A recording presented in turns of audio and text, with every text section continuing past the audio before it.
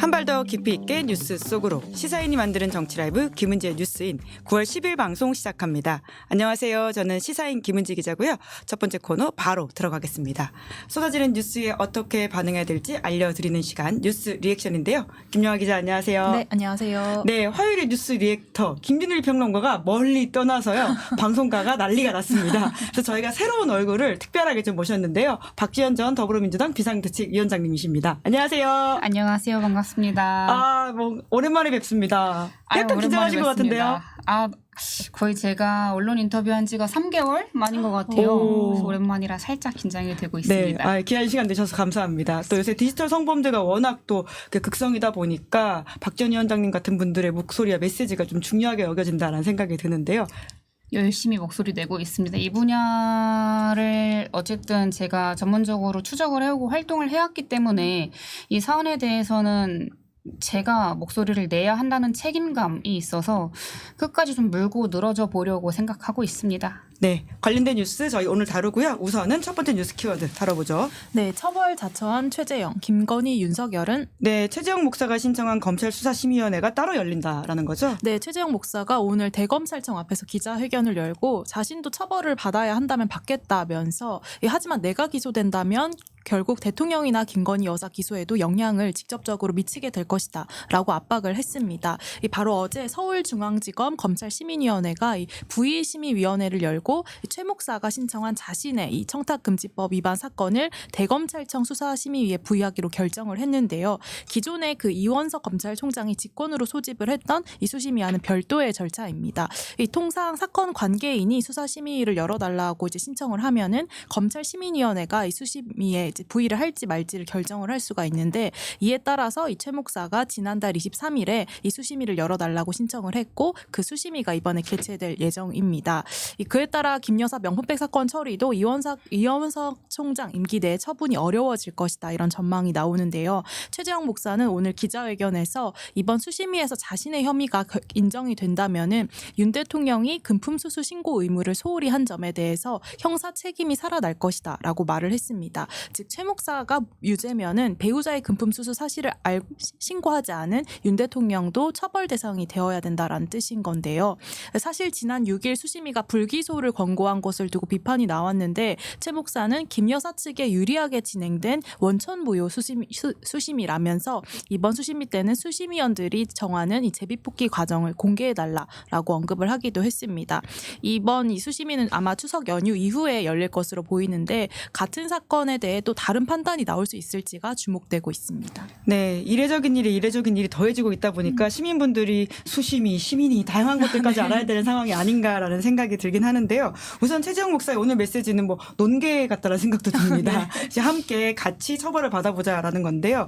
박지원 위원장님, 김건희 여사 명품백 사건 이런 식으로 처리되는 거 어떻게 평가하십니까? 사실 전 국민이 이 김건희 여사가 뇌물을 주고받는 동영상을 다 보셨잖아요. 누가 봐도 유죄인 건데 만약에 전화 기자님이 받았으면 저희가 지금 감옥에 있지 않을까 안 받습니다. 싶거든요. 위원장님도 절대 안 받지 않습니까? 절대 안 받을 테지만 그러니까 모든 국민이 법 앞에 평등하다지만 지금 김건희 여사는 어떻게 보면 법 위에 있다라는 생각이 저는 좀 많이 들고요. 네, 최재형 목사 수심위를 과연 혐의를 인정할까? 저는 인정하지 않을 것 같다라는 생각을 하거든요. 그래야 이제 김건희 여사도 무죄일 테니까. 근데 그렇다고 한다면 앞으로 뇌물을 받는 범죄자들을 어떻게 수사할 것인가? 그러니까 준 사람도 받은 사람도 다 무죄인 상황에서 그런 고민들을 앞으로 이 대통령 부부가 어떻게 풀어나갈 것인지 고민을 더 해야 될 것 같고요. 무엇보다 이 지금 윤석열 대통령의 임기가 시작된 이후에 계속해서 드는 생각은 이 대통령 부부는 사과하면 진다고 생각하는 것 같아요. 네, 사과하면 진다. 이 싸움인가요? 그러니까 사과를 진작에 했으면 애초에 끝날 일을 계속 끌고 나가는 건 사실 대통령 부부인 거죠. 그러게요. 저희가 최재형 목사는 또 내일 저희 정치 풀 악셀에서 모시고 관련된 이야기를 좀 자세하게 더 깊게 들어가 보도록 하겠습니다. 두 번째 뉴스 키워드 가볼까요? 네, 평상 책방 직원 폭행한 20대 남성 입건. 네, 사실 정치 테러가 아닌가라는 생각이 들 정도로 상황이 좀 끔찍하다라는 거죠. 네, 좀 사안을 살펴보면요. 지난 8일 그러니까 이제 문 전 대통령과 이재명 대표가 만난 날이었는데요. 오후 7시경에 이 한 20대 남성이 평산 책방에서 일하는 40대 여성 직원을 상대로 주먹과 발길로 폭행을 가해서 상해를 입혔습니다. 이 20대 남성은 오늘 이재명 대표가 왔다 갔는지 또 문재인 전 대통령을 만나기 전에는 가지 않겠다라는 이런 식의 말을 하다가 갑자기 격분해서 이 폭행을 저지른 것으로 알려졌는데요. 현재 피해자는 갈비뼈와 척추뼈가 골절되고 또 팔의 경우는 철심을 박아야 할 정도로 중상을 입은 것으로 전해지고 있습니다. 경남 양산 경찰서는 20대 남성에 대해서 구속영장을 신청했다고 밝혔는데요. 이 가해자는 경기도 광주에 사는 사람으로 보수단체나 정당과는 관계없는 사람이라고 이 경찰은 밝혔습니다. 이 관련해가지고 이제 평산책방 이사회가 이 범행 수법이 잔인하고 전직 대통령 경호구역 안에서 태연히 범행을 저질렀다라는 점에서 경악하지 않을 수 없다라는 논평을 냈는데요. 그러면서 이 피습 사건이 공권력의 이름으로 전직 대통령과 가족에게 가하는 무도한 모욕 주기의 시기와 온전히 겹친다는 점에 우려를 표하지 않을 수 없다. 이 또 공권력이 키워낸 증오와 적대심의 구조가 무분별한 개인의 증오와 폭력으로 이어졌다라고 말을 했습니다. 네, 폭행 사건, 폭력 사건 이렇게 명명되고 있긴 한데요. 이번 범죄의 심각성 어느 정도로 판단하고 계십니까? 일단 사실 정치 테러고요. 예. 무엇보다 피해자분에 대한 빠른 쾌유를 비는 게 먼저일 것 같습니다. 근데 이게 일터에서 벌어진 일이다 보니까 얼마나 무서우셨을지 작게나마 공감을 하는데요. 저는 그러니까 저도 비대위원장을 할 때부터 그 직을 내려놓고 난 이후에도 끊임없는 그런 폭력 위협과 협박도 받고 뭐 이제 스토킹도 해서 뭐 이사도 하고 그랬었거든요. 극단적인 말을 내뱉으면 그러니까 팬덤이 좋아하고 또 서로 미워해야 표를 받는 그 팬덤 정치를 조장해온 정치권이 결국에는 저는 이 사태에 100% 책임이 있다고 바라보고 있고요. 근데 정치인이라고 하면 사실 일부 국민에게는 비판받을 만한 말도 마땅히 해야 하는 건데 이런 식으로 이런 정치 테러들이 계속해서 벌어진다면 누가 다른 의견을 낼 수 있을까 하는 그런 우려도 들고 그러니까 폭력으로 인해서 사람들의 입을 계속 닫게 만드는 이런 상황들이 반복되는 것이 굉장히 좀 우려되는 상황, 민주주의의 위기이고 위협이다라는 생각이 듭니다. 네, 박지원 위원장님도 이러한 위협 겪었다고 말씀을 하셨는데 지금은 좀 괜찮으신가요? 그때 대처를 뭐 경찰에 신고하거나 어떻게 하셨는지도 궁금한데요. 제가 최근에도 이 스토킹 건으로 한 분을 이제 신고를 했는데요. 그 사안 관련해서 이제 그 가해자가 300만 원 벌금 처벌을 받았어요. 예. 근데 그러고 나서 이 접근 금지 이 제한 신청을 3개월씩 연장을 할 수 있거든요. 예. 근데 그게 8월 29일자로 끝났어요. 그래서 이거를 더 연장할 수 있냐라고 했더니 한 번 더 연장을 할 수 있다고 하더라고요. 예. 근데 그것을 가해자도 알고 있어요. 그럼 몇 개월에 끝나는지. 네. 근데 이게 제 입장에서는 너무나 당황스러운 거죠. 그러면서 경찰이 했던 말이 저에게 이때 이 접근금지 제한 신청 풀리니까 조심하세요라고 이야기를 하는데 이게 내가 조심한다고 될 일인가? 그게 끝인가요? 조심하라는 말? 그러니까 이게 뭐 3년 내지는 30년 접근금지 제한을 할 수 있어야 되는데 이게 3개월씩 고작 늘려나가는 것이 피해자로서 하여금 그 어떤 불안의 해소에 도움이 안 된다라는 생각이 들더라고요. 네, 실제 겪은 이야기들을 녹아내서 이제 입법이 더 좀 잘 섬세하게 좀 다뤄줬으면 좋겠다는 맞습니다. 생각이 드네요. 네. 더 많이 이야기해 주시면 좋겠습니다. 알겠습니다. 네, 세 번째 뉴스 켜 넘어가 볼까요? 네, 경찰 방심이 두 번째 압수수색. 네, 이렇게 소위 말하는 민원사주 의혹 관련해가지고 생긴 일들이죠. 네, 경찰이 오늘 아침 7시 반부터 방심이 사무실과 또 직원 3명의 휴대전화 압수수색에 나섰습니다. 지난 1월에 이어 두 번째 압수수색인데요. 지난해 12월에 방심이가 그 당시 뉴스타파의 김만배 신앙림 보도를 심의하면서 류일인 방심위원장의 가족들과 지인들이 100여 건의 민원을 방심위에 넣었다라는 의혹이 제기됐을 때였습니다. 이 대통령 비판 보도를 입틀막 하는 것이 아니냐 이런 비판이 당시에도 나왔는데요. 그런데 경찰이 오히려 이제 방심위 직원이 민원인의 개인정보를 유출했다라는 혐의가 있다고 본 것입니다. 언론노조 방심위 지부는 오늘 성명을 내고 서울 양천경찰서는 유일임 위원장을 고발한 건에 대해서는 7개월 이상 피고발인 조사를 하지 않고 있다라면서 방심위에서 벌어진 최악의 민원 사주 사건을 공익 제보한 자는 수색 대상이 아니라 보호 대상이다. 이 경찰이 잡아야 할 것은 언론 자유를 파괴한 유일임이다. 이렇게 직격을 했습니다. 네, 언론 관련된 사건은 저희 뉴스인에서 아주 좀 집중적으로 다루고 있는 아이템 중에 하나이긴 한데요. 의혹 대상이 아닌 공익 제보자를 경찰이 압수수색했다는 사건에 대해서는 어떻게 바라보고 계시는지요? 그러니까 우리가 이런 내용들이 영화에서 많이 나오잖아요. 소위 권력자가 잘못을 하고 공익제보자가 있으면은 이 공익제보자가 처벌을 받거나 이런 위협을 받는 내용들. 근데 그게 사실 현실에서도 지금 드러나고 있는 모습인 거고. 그러니까 이게 어떻게 보면 단면적으로 대한민국의 공권력이 이미 공정과 정의는 내팽겨치고 오로지 권력의 하수인으로 전략했다는 것을 좀 보여주는 극단적인 사례라고 저는 좀 규정을 해야 되지 않을까 싶은 생각이 들었고요. 그러니까 무엇보다 우리가 공익을 위한 제보자는 사회 투명성 향상을 위해서라도 보호하는 것이 너무나 당연한데 앞서 김영하 기자님께서도 말씀해 주신 것처럼 거꾸로 경찰이 앞장서서 이제 입틀막을 한 셈인 것 같아요. 그러니까 우리나라를 지금은 이제 선진국이다라고 이야기를 하는데 기존의 선진국이라고 했을 때 제가 생각하는 것은 그 자정 능력이 있는 사회거든요.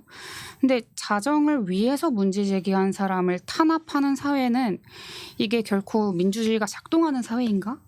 라는 그런 의문을 제기할 수밖에 없을 것 같고 근데 앞으로도 공익을 위해서 제보하는 사람이 좀 직장을 잃거나 혹은 이렇게 압수수색을 당하거나 아니면 뭐 본인이 감옥에 갈 각오를 해야 한다면 그 누가 앞으로 불의에 맞서려고 할 것인가 라는 생각이 들죠.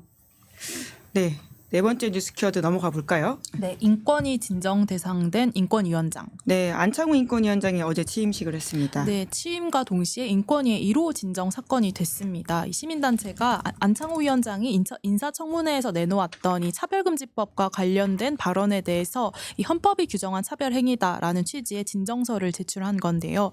당시 안창호 후보자는 금지법이 도입되면 에이즈가 확산된다. 또 동성애가 뭐 공산주의 혁명 수단이 된다. 이런 취지의 발언을 해서 굉장히 논란을 샀습니다. 이 반발에도 불구하고 윤석열 대통령이 임명을 강행을 했는데요. 36개 시민단체가 모인 국가인권위원회 바로잡기 공동행동에서 이 해당 발언이 차별 폭력을 선동한 혐오 표현이다라고 이제 적시를 하면서 위원장으로서 피진정인이 차별적 인식을 드러낼 경우에는 인권위가 이 소수자 인권 보호 기구로서 제 역할을 다하지 못할 것이다. 라고 하면서 이 진정을 제기를 했습니다. 이 통상 인권위에 진정을 접수하면 담당 조사관이 이 사건을 조사하고 그 위원회가 권고, 기각, 각하 이런 결정을 내리게 되는데요. 국가인권위원장에 대한 이 차별 진정 사건 자체가 좀 이례적이라서 어떤 결과가 나올지 역시 지켜봐야 될 것 같습니다. 네, 어떤 결과가 나올 거라고 좀 예상하십니까? 권고 혹은 구제 조치 이야기가 나오고 있는데, 그러니까 해야 되는 거죠. 나올까 보다 해야 되는 거고. 근데 사실상 혐오 발언 권고 및 구제 조치를 하는 기관에서 인권위원장을 대상으로 이런 조치를 해야 한다는 것이 참담한 거죠, 사실상. 그러니까 본인이 어떤 기구의 위원장인가를 지금 깨닫지 못하고 있는 모습인 것 같아요. 네. 사실 저희가 5번째 뉴스 키워드를 좀 집중적으로 다뤄야 되다 보니까 앞에를 좀 빨리빨리 가고 있는데요. 네. 5번째 뉴스 키워드 가볼까요? 네, 딥페이크 성범죄 왜 반복되나? 네, 이 이야기를 하려고 저희가 모셨습니다. 네, 관련해서 이제 딥페이크 성착취물이 이제 텔레그램 단체 대화방을 통해서 대거 유포돼서 논란이 일고 있는데요. 미국 사이버 보안 업체 이제 시큐리티 히어로에 따르면은 딥페이크 피해자 54%가 한국 국적이었다라고 하면서 한국이 딥페이크의 가장 큰 표적이 되는 나라라고 언급을 하기도 했습니다. 뿐만 아니라 학교에서도 학생과 교사의 딥페이크 신고가 올해만 434건에 이른다라는 교육부 조사도 이제 나왔고 또 최근에 서울경찰청이 검거한 딥페이크 성범죄 가해자의 70% 이상이 10대라는 통계도 나왔습니다. 관련해서 정치권에서도 뒤늦게 대응 마련에 나서고 있는데요. 윤석열 대통령이 디지털 성범죄를 뿌리 뽑아야 된다라고 말한 데 이어 여야 의원들이 앞다투어 법안을 발의하고 있는 상황입니다. 이제 그런 가운데 이준석 개혁신당 의원이 과잉 규제가 나타날 수 있다라고 하면서 딥페이크 성범죄에 대한 위협이 과대평가되고 있는 게 사실이라 말해서 이제 논란이 되기도 했습니다. 네. 먼저 정치권의 어떤 대응에 대해서는 사실 하실 말씀이 굉장히 많으실 것 같은데요. 이 문제에 있어가지고는 정치권 입문 전부터 많은 이제 활동을 해오셨던 분 아니십니까? 너무 할 말이 많아가지고 어떤 얘기부터 해야 할까 싶은데요. 사실상 윤석열 대통령이 이번 사안에 대해서 이슈가 되고 난 이후에도 디지털 성범죄는 뿌리 뽑아야 된다라고 이야기를 했지만 그 이전부터 윤석열 대통령이 해왔던 그런 태도 내지는 행동들을 보면은 계속 이것과 반대되는 모습들을 보여왔죠. 예컨대 여성가족부 폐지라거나 혹은 이 디지털 성범죄 피해자 지원센터 17개 시도에 다 이제 만들겠다고 해놓고 지금 4군데밖에 없거든요. 근데 심지어는 그 4군데에 있는 곳의 그 예산마저도 계속해서 삭감되고 있는 상황입니다. 이 서울에 위치하고 있는 디지털 성범죄 이제 피해자 지원센터의 인력은 39명, 이제 4년째 동결이고요.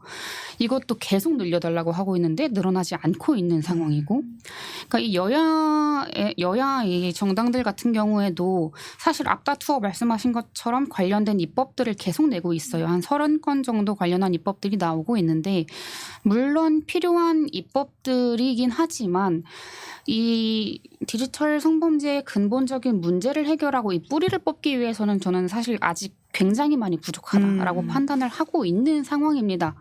그러니까 왜냐하면 그러니까 대부분의 이 법안들이 처벌에 초점이 맞춰져 있어요. 이전에는 이 성폭력처벌법 제14조 2항에 따라서 허위 영상물을 뭐 반포할 경우에 혹은 이제 성착취물을 반포할 경우에 이거를 이제 처벌하겠다였으면은 이제는 허위 영상물을 소지하거나 시청할 경우에도 이것이 이제 처벌받을 수 있도록 하겠다라는 건데, 근데 지금 뭐 텔레그램 같은 경우에는 어떠한 사람이 이런 것들을 소지하고 시청했는지를 확인할 수가 없단 말이죠. 네. 그러니까 텔레그램이 이 가해자, 이 범법자에 대한 IP를 뭐 제공한다거나 이 사용자에 대한 그런 정보를 제공해야 경찰이 수사를 하고 잡을 수 있는 건데, 이 플랫폼 규제에 대한 내용들은 사실상 지금 국회에서 잘 다뤄지고 있지 않은 게 현실적인 문제인 거죠. 네, 숫자가 줄줄 아주 디테일하게 박지원 위원장님의 전문 분야이다 보니까 나오고 있는 것 같은데요. 또 그런데 이제 이러한 것들이 필요하다라고 지적을 해주시고 있는데, 반대 뭐 혹은 조금의 좀 유보적인 의견이 지금 이준석 이제 개혁신당 의원의 이야기이지 않습니까? 좀 위험이 가대평가되고 있다라는 식의 이야기가 있는데요. 이에 대해서는 어떻게 보십니까? 제가 정치권에 들어와서 정치인으로서 가장 기본적으로 기초적으로 갖춰야 할 그런 자질이라고 한다면 저는 1순위로 공감을 뽑을 수 있을 것 같습니다.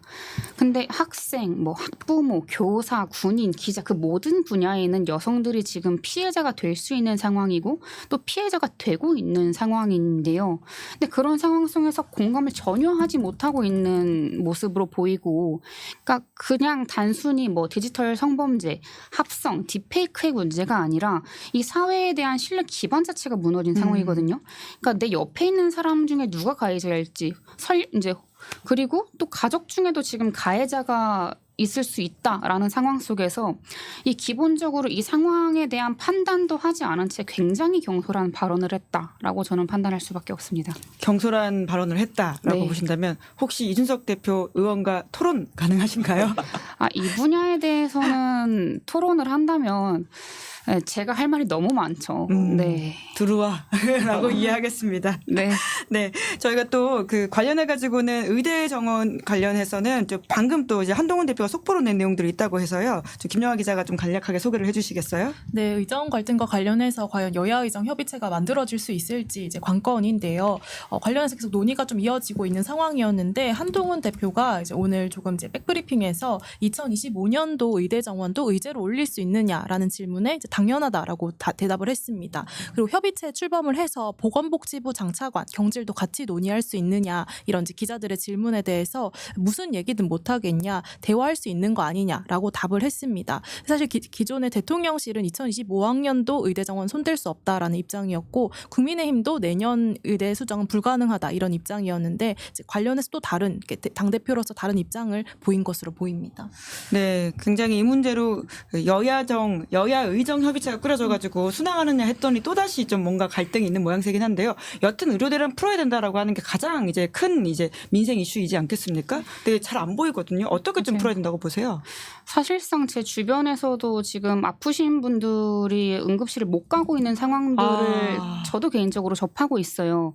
그러면서 저도 이제 간혹 응급실을 가야 했던 일이 생겼는데, 네, 이런 부분들을 현실적으로 접하다 보면은, 그러니까 이게 지금 국가로서의 그 존재 자체, 그 신뢰 자체, 그 시스템 자체가 무너지고 있는 상황이다라는 생각이 많이 드는데요. 근데 지금 이미 이 사태가 이어져 온 지가 수개월이 지났고 이 사태를 수습할 능력이 없다라는 것을 이미 저는 보였다고 생각을 하거든요. 근데 그렇다라면 정부에서는 정말 이 문제에 차라리 손을 떼고 이 문제를 국회로 넘긴다거나 하는 모습까지 보여야 되지 않을까라는 생각이 들고 있는 상황입니다. 대통령은 아예 빠지는 게 낫겠다 이 말씀이신 거네요. 대통령이 이 문제에 대한 그 사건을 수습하겠다라면서 계속 뭐 응급실도 8번 9번 찾아갔다고 하는데 그것이 그냥 보여주기식 모습인 거지 사태 해결에 어떠한 도움도 되고 있지 않으니까요. 네. 네. 저희가 박지원 위원장님이랑 많은 아이템들을 다뤄봤는데요. 사실 좀 깊이 있게 더 들어가 볼 수 있는 것도 시간 관계상 짧게 다뤘는데 20분 금세 갔죠, 박지원 위원장님? 너무 금세 갔습니다. 그래도 한번 해보시니까 어떠십니까?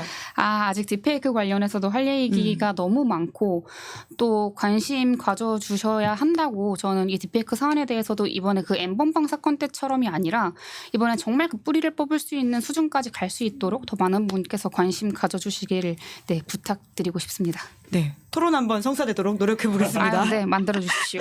네, 그러면 오늘 9월 10일 뉴스 리액션 두 분 수고 많으셨습니다. 감사합니다. 감사합니다. 감사합니다. 예, 저는 1부 마치기 전에 광고 안내하겠습니다. 인터넷 TV 설치 정수기 렌탈을 전문